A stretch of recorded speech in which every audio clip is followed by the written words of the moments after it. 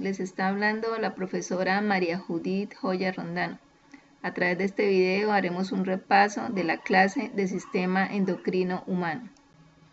El sistema endocrino humano está formado por un conjunto de glándulas de secreción interna. En este caso está encargado de la producción de hormonas. Estas hormonas son sustancias químicas que viajan a través de la sangre de un órgano a otro. Es necesario establecer la diferencia entre estos tres tipos de glándulas. Existen unas glándulas que se llaman endocrinas. Estas son encargadas de liberar las hormonas que viajan a través de la sangre, que se dirigen a órganos, a otros órganos que los vamos a llamar órganos diana. Existen también otros tipos de glándulas que se llaman exocrinas. Estas ya no liberan hormonas, sino que liberan otro tipo de sustancias que viajan a través de conductos hacia el exterior del cuerpo o al interior del cuerpo, pero nunca viajan a través de la sangre. Y tenemos por último las glándulas mixtas, cuya función es endocrina y exocrina. En el dibujo de la izquierda observamos la representación gráfica de una glándula de tipo exocrino que produce unas sustancias no hormonas, por ejemplo, produce saliva o es una glándula que produce sudor, o es una glándula que produce lágrimas, o es una glándula como tipo páncreas que produce también una sustancia que se llama el jugo pancreático, que viaja a través de conductos. En este caso va al interior del cuerpo desalojando su producto en el duodeno, o por ejemplo las glándulas salivales, que también tienen conductos que transportan pues la saliva al interior de la boca. Entonces, las sustancias producidas por las glándulas exocrinas no son hormonas, son otro tipo de sustancias distintas a las hormonas que viajan a través de conductos al exterior del cuerpo o al interior del cuerpo. En el dibujo de al lado encontramos una representación gráfica de una glándula endocrina. Entonces, esta glándula endocrina produce sustancias tipo hormonas producidas por ella y que viajan a través de los vasos sanguíneos, es decir, a través de la sangre, y se desplaza a otros órganos que los vamos a llamar órganos diana. En el gráfico observamos el páncreas. El páncreas es una glándula que tiene función mixta, es decir, función endocrina y función exocrina. Su función endocrina está referida a la producción de hormonas. En este caso, el páncreas produce la insulina, que regula la cantidad de azúcar que hay en la sangre. Cuando el cuerpo tiene demasiada cantidad de azúcar circulando, entonces inmediatamente el páncreas produce insulina para rebajar, por decirlo así, el nivel de azúcar en la sangre y hacerlo de manera que se presente de manera equilibrada. También produce el glucagón, que es otra hormona que también regula la cantidad de azúcar que hay en la sangre, pero es antagónica a la anterior, porque cuando hay muy poca azúcar en la sangre, que tampoco es adecuado, entonces el glucagón lo que hace es equilibrar, es decir, subir a nivel normal el nivel de azúcar que debe estar presente en la sangre. Por tanto, la función endocrina del páncreas está referida a la producción de insulina y glucagón, que son hormonas antagónicas. La función exocrina del páncreas está referida a la producción de jugo pancreático, que tiene función digestiva y que pues es producido por este órgano y transportado a través de un conducto que lleva esta sustancia hasta el duodeno o primera parte del intestino delgado.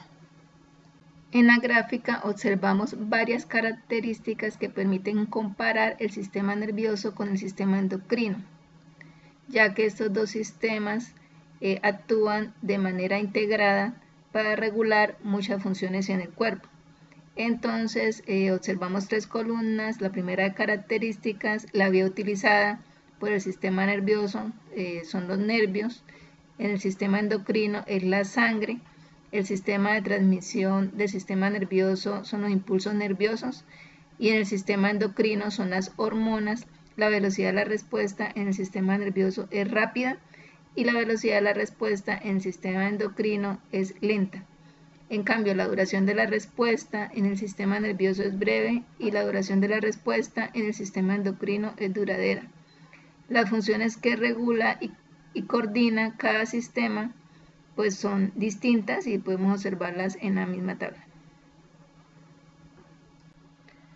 Las hormonas se clasifican en autocrinas, paracrinas y endocrinas, teniendo en cuenta la distancia que recorren desde la glándula endocrina que la produce hasta el órgano diana que recibe su efecto. Por ejemplo, las autocrinas son hormonas que son enviadas a la misma célula que la produce. Ejemplo de esto tenemos los linfocitos T, que son células del sistema inmune, que producen unas hormonas tipo interleucinas que actúan en la misma célula aumentando su efectividad inmune. Otro tipo de hormonas son las paracrinas. Las paracrinas son hormonas que recorren una distancia corta para llegar al órgano diana que recibe su efecto. Por ejemplo, las hormonas producidas por el hipotálamo y que actúan sobre la hipófisis, todas son paracrinas. Estamos hablando entonces de hormonas como la TRH, la CRH, la GHRH, la GNRH y otro tipo de hormonas producidas por el hipotálamo, cuya acción es recibida por la hipófisis, en este caso por la adenohipófisis o parte anterior de la hipófisis, de las cuales más adelante vamos a hablar. Otro tipo de hormonas son las de tipo endocrino, que son aquellas hormonas que recorren una gran distancia para llegar a un órgano diana. Por ejemplo, las hormonas producidas por la hipófisis, entre estas tenemos la TSH, la PRL, la ACTH, la GH y la LH, también la FSH. Todas estas hormonas producidas por la adenohipófisis van a llegar a otras glándulas. Por ejemplo, la LH y la FSH, las hormonas luteinizante y foliculoestimulante que son producidas por la hipófisis, van a desplazarse desde la hipófisis hasta las gónadas, llámense testículos o llámense ovarios. La ACTH, que es otra hormona producida por la adenohipófisis, va a llegar hasta las suprarrenales, que son glándulas de tipo endocrino, pues que se encuentran sobre los riñones.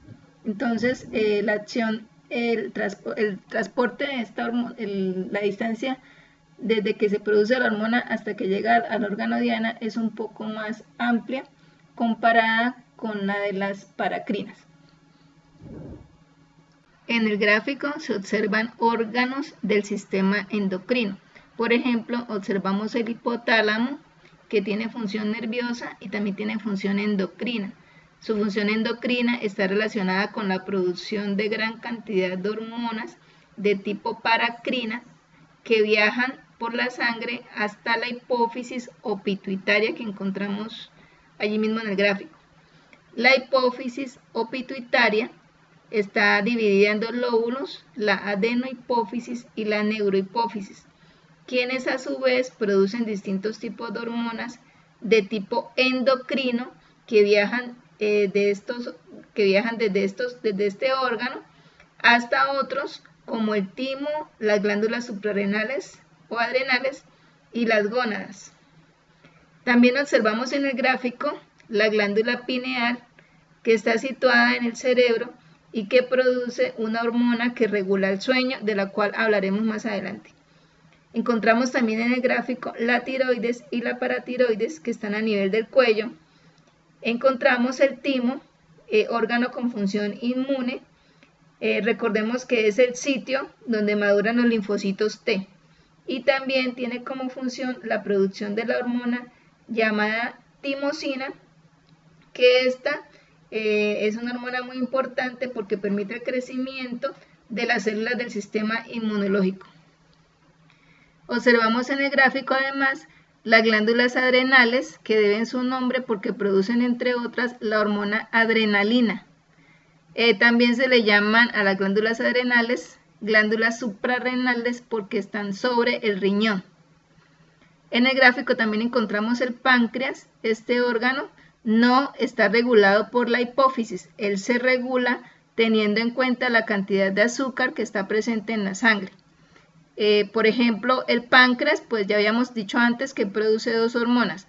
La insulina la produce el páncreas cuando aumenta la glucosa o azúcar en la sangre.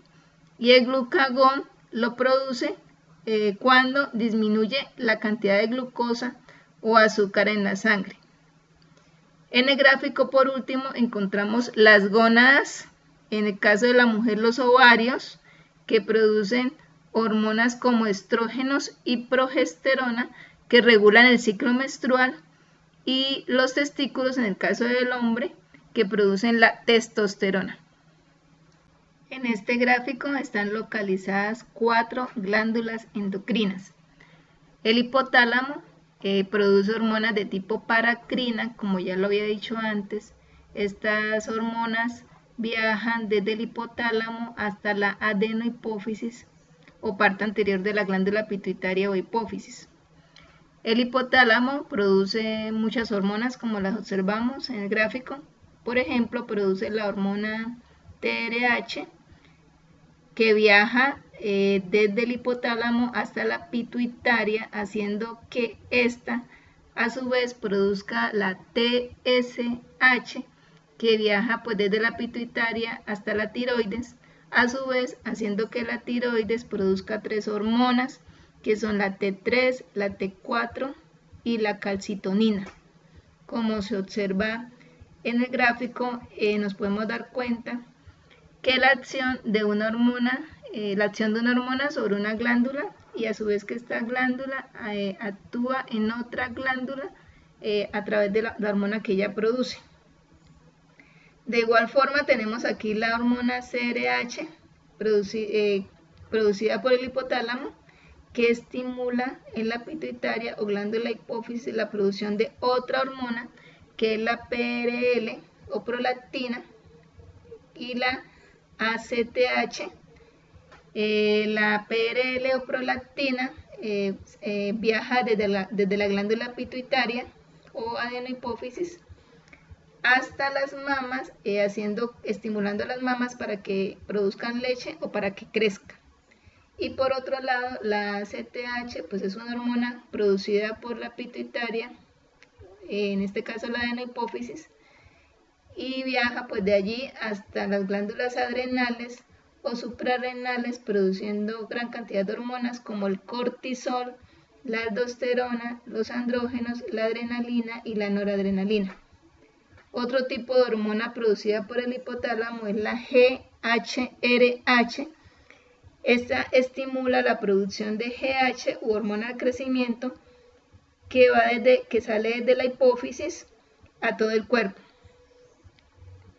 También observamos en el gráfico que en el hipotálamo se produce la hormona GnRH, que estimula la producción de LH y FSH desde la pituitaria o adenohipófisis.